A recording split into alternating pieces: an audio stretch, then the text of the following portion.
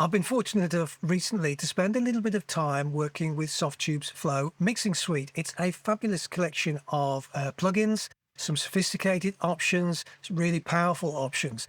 But I was caught by surprise by perhaps one of the less glamorous of the plugins that's included within that suite, the ToneLux Tilt EQ. Now, the concept is a really simple one. It's essentially a single control that you use to change the tonal balance of your audio that you're processing, and you can either tilt it to make it slightly brighter, cut the bass, raise the high frequencies, or you can tilt it the other way by raising the bass frequencies and lowering the high-end frequencies around a pivot point within the frequency range.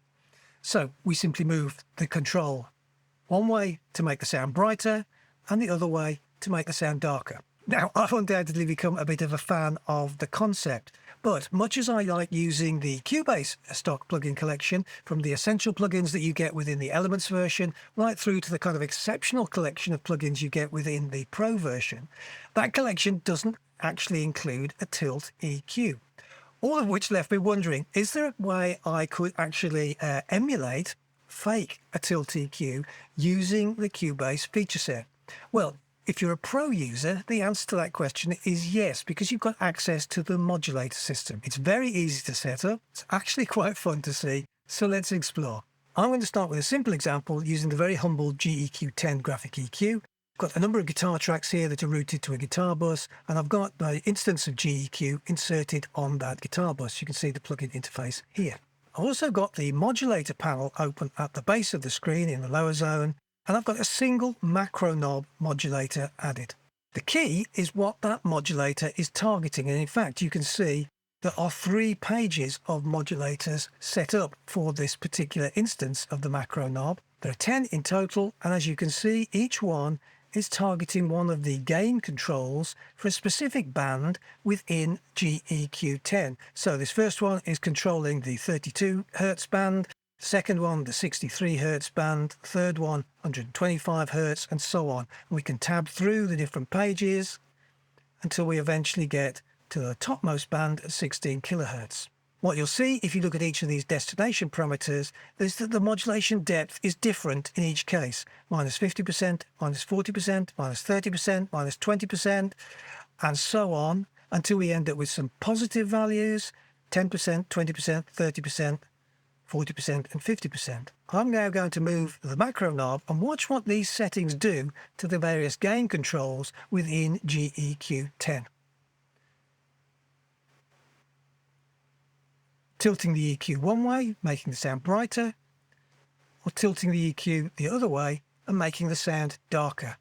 All that's configured through the different values of modulation depth. Negative values here, positive values here, which means that the gain controls respond in different ways to that single macro control. So let's now hear these guitars in isolation. I will exaggerate my use of the macro knob well beyond good taste, just so you can hear the effect.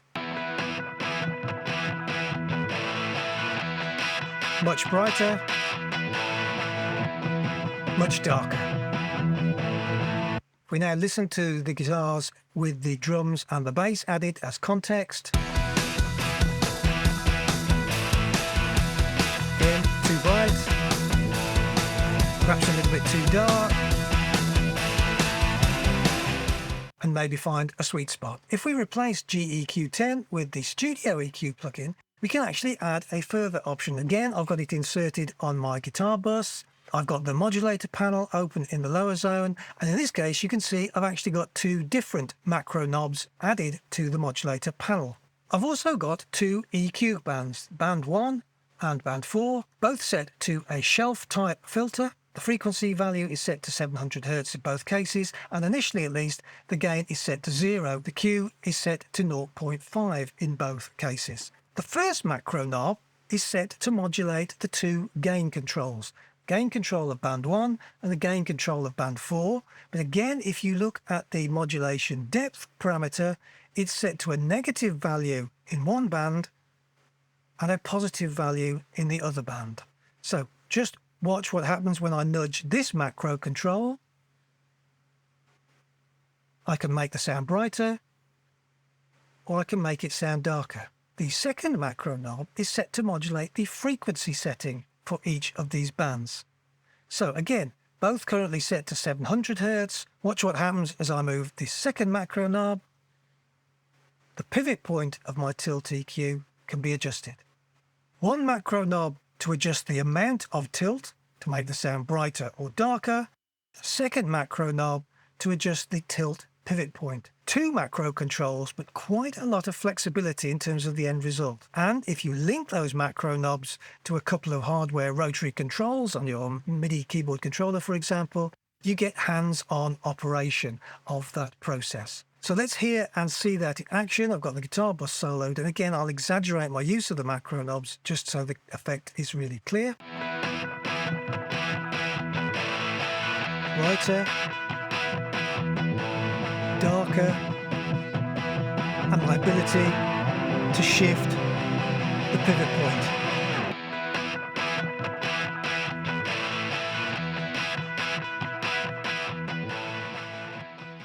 And with the drums and bass back in, guitar's obviously too dark, guitar's obviously too bright, and something a little bit more subtle. There are, of course, other third-party tilt EQ plugins out there. For example, FabFilter's Pro Q includes a tilt filter within its feature set. But if you're looking for an excuse to upgrade to Cubase Pro, then the modulator feature set is really worth checking out. What we've seen here is one very simple example of how it can be used, but there are a whole range of creative possibilities that it then opens up. Indeed, I've popped a link or two down below in the video description to a couple of Cubase workshop columns that appeared in Sound on Sound magazine that explore different aspects and possibilities that the modulator system has to offer. And if you're interested in this kind of Cubase and music tech related content, there are a couple of further links below that you can explore. Anyway, thanks for watching. Now go away and have some fun with the Tilt EQ concept. And until next time, I hope you enjoy getting some music made.